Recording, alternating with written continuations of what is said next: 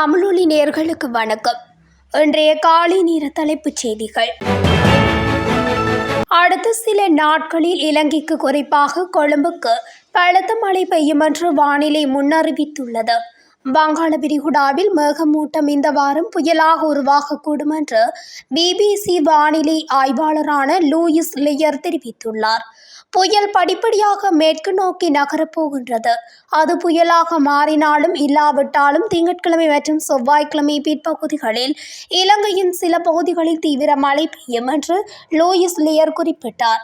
மழைக்கால வானிலை இலங்கையை நோக்கி நகர்ந்து வருவதாகவும் அவ்வப்போது நாட்டில் சில நிலையற்ற கனமழை பெய்யும் என்றும் அவர் மேலும் தெரிவித்துள்ளார். பலத்த மின்னல் குறித்து வளிமண்டலவியல் திணைக்களம் எச்சரிக்கை அறிவிப்பு ஒன்றை வெளியிட்டுள்ளது. சப்ரகமுவ மற்றும் தென் மாகாணங்களிலும் கொழும்பு மற்றும் களுத்துறை மாவட்டங்களின் சில இடங்களிலும் இடியுடன் கூடிய மழையுடன் பலத்த மின்னல் ஏற்படுவதற்கான அதிக சாத்தியக்கூறுகள் காணப்படுவதாக அந்த திணைக்களம் குறிப்பிட்டுள்ளது.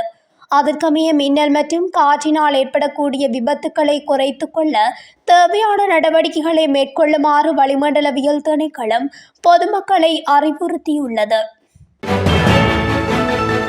நாடளாவிய ரீதியில் தற்போது முட்டையின் விலை அதிகரித்துள்ளதாக வியாபாரிகள் தெரிவித்தனர்.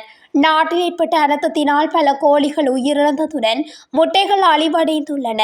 இதனால் சந்தையில் முட்டையொன்றின் விலை 40 ரூபாய் முதல் 50 ரூபாய் வரை விற்பனை செய்யப்படுகிறது. இதற்கு முன்னர் முட்டையொன்றின் விலை 25 முதல் 30 ரூபாய் வரை விற்பனை செய்யப்பட்டது. எதிர்வரும் காலங்களில் முட்டையொன்றின் விலை 70 ரூபாவாக அதிகரிக்கலாம் என அகில இலங்கை முட்டை உற்பத்தி வர்த்தகர்கள் சங்கம் தெரிவித்திருந்தமை குறிப்பிடத்தக்கது. நாட்டில் நிலவிய சீரற்ற காலநிலையால் ஏற்பட்ட அனர்த்தங்களின் ஊடாக உயிரிழந்தவர்களின் எண்ணிக்கை 635 அதிகரித்துள்ளது. மேலும் 192 பேரை இதுவரை காணவில்லை. நேற்று நண்பகல் 12 மணிக்கு அனர்த்த முகாமைத்துவ மத்திய நிலையத்தினால் வெளியிடப்பட்ட அறிக்கையில் இந்த விவரங்கள் வெளியிடப்பட்டுள்ளன. முல்லைத்தீவு மாவட்டத்தில் எரிவாயு சிலிண்டர்களுக்கான தட்டுப்பாடு கடந்த 3 நாட்களாக நிலவி வருகின்றது. மாவட்டத்தில் புதுக்குடியிருப்பு பிரதேசம், முல்லைத்தீவு நகர், முள்ளியவளை பிரதேசம், ஒட்டுசுட்டான் போன்ற பிரதேசங்களில் உள்ள எரிவாயு விற்பனை நிலையங்கள் மற்றும் முகவர் கடைகளில் எரிவாயு சிலிண்டர்கள் இல்லாத நிலை காணப்படுகின்றது. இதனால் மக்கள் பெரும் சிரமங்களை எதிர்கொண்டுள்ளார்கள். குறிப்பாக கரையோர பகுதி மக்கள் எரிவாயுவினை நம்பியே தங்கள் சமையல் வேலைகளை செய்து வருகின்றார்கள். மழை வெள்ளத்தினால் விறகு கூட எடுத்துக்கொள்ள முடியாத நிலை காணப்படுகின்றது. பல்வேறு இடங்களுக்கு சென்றும் எரிவாயு கிடைக்காத நிலையில் மக்கள் அசௌகரியங்களை எதிர்நோக்கியுள்ளார்கள். இது தொடர்பில் எரிவாயு விநியோகிக்கும் வணிக நிலையங்களை கேட்டபோது மழை வெள்ளத்திற்கு முன்னர் வந்த எரிவாயு சிலிண்டர்கள் விற்பனை செய்யப்பட்டு விட்டன என்றும் அதன் பின்னர் எரிவாயு விநியோகம் செய்பவர்கள் வரவில்லை என்றும் தெரிவித்துள்ளார்கள். உயர்தர பரீட்சையின் எஞ்சிய பகுதி ஜனவரி மாதத்திற்குள் கட்டாயம் நடத்தப்படும் என்றும் மாணவர்கள் திகதி அறிவிப்புக்காக காத்திருக்காமல் ஜனவரியை இலக்காக கொண்டு தயாராகுமாறும் பரீட்சை திணைக்களம் வேண்டுகோள் விடுத்துள்ளது. குறித்த அறிவிப்பை பரீட்சைகள் ஆணையாளர் நாயகம் வெளியிட்டுள்ளார். இந்த நிலையில் பாதிக்கப்பட்ட மாணவர்களின் துல்லியமான தரவுகள் கிடைத்த பின்னரே பரீட்சையை நடத்த முடியும் எனவும் அவர் தெரிவித்துள்ளார். நாட்டில் நிலவும் சீரற்ற வானிலையால் 9 மாவட்டங்களுக்கு மண்சரிவு அபாய எச்சரிக்கை தேசிய கட்டிட ஆராய்ச்சி நிறுவனத்தினால் விடுக்கப்பட்டுள்ளது. இதன்படி பதுளை, காலி, கம்பளை, கண்டி, கேகாலை, குருநாகல், மாத்தளை, நுவரெலியா மற்றும் ரத்தினபுரி ஆகிய மாவட்டங்களுக்கு மண்சரிவு அபாய முன்னெச்சரிக்கை விடுக்கப்பட்டுள்ளது. பதுளை மாவட்டத்தின் ஊவா, பரணகம, மேககிவுல, பதுளை, கந்தைகெட்டிய, பண்டாரவளை, சொரணாத்தொட்ட, ஹாலியல, எல்ல, லுணுகலை, வெளிமடை, ஹப்புத்தலை, பசறை மற்றும் கல்துமுல்ல ஆகிய பிரதேச செயலாளர் பிரிவுகளுக்கு 2ஆம் நிலை மண்சரிவு அபாய எச்சரிக்கை விடுக்கப்பட்டுள்ளது.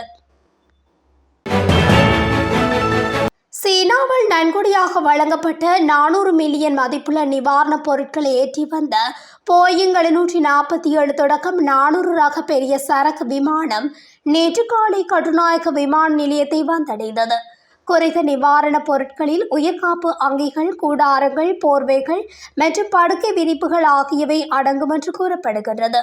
சிவில் விமான போக்குவரத்து அமைச்சர் அருணா கருணாதிலகம், பாதுகாப்பு பிரதி அமைச்சர் அருண ஜெயசேகர மற்றும் இலங்கைக்கான சீன தூதர் ஜி ஷாங்கோங் ஆகியோர் இந்த நிகழ்வில் கலந்து கொண்டனர்.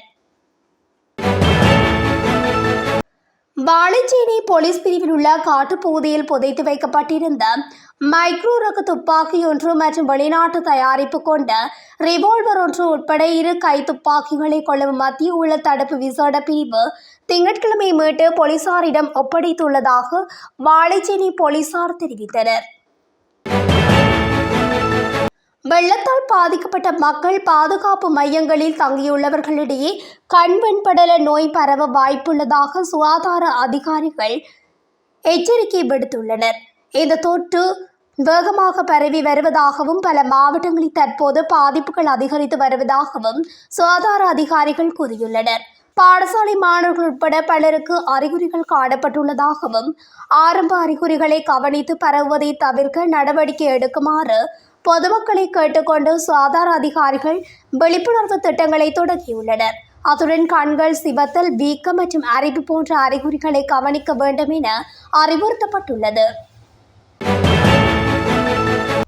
திருகோணமலை வாகரை கடற்கரையில் நேற்று ஒரு குலைந்த நிலையில் சடலம் ஒன்று கரையொதுங்கியுள்ளது.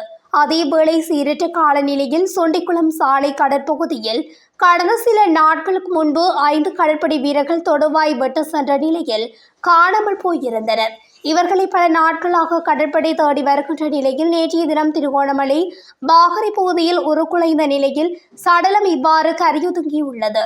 இந்நிலையில் கரையொதுங்கிய சடலம் காணாமல் போன கடற்படை வீரர்களில் ஒருவருடையது என இருக்கலாம் என போலீசார் சந்தேகம் வெளியிட்டுள்ளனர். நாட்டில் அனர்த்தத்துக்குள்ளான இடர்களை பார்வையிட பொதுமக்கள் வருவதை தவிர்க்குமாறும் அது மிகவும் ஆபத்தான ஒன்று என்றும் அனர்த்த முகாமைத்துவ மத்திய நிலையத்தின் பணிப்பாளர் பிரதீப் கொடிப்பிலி தெரிவித்துள்ளார்.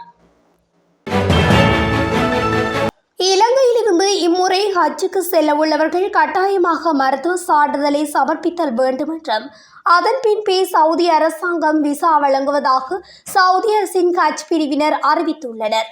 மிக பாரதூரமான 6 நோய்கள் தொடர்பில் அரசு மருத்துவ சான்றிதழை பெற்றுக் கொள்ளுமாறும் அறிவுறுத்தியுள்ளதாக ஹஜ் கமிட்டியின் தலைவர் ரியாஸ் மிக்லார் தெரிவித்துள்ளார்.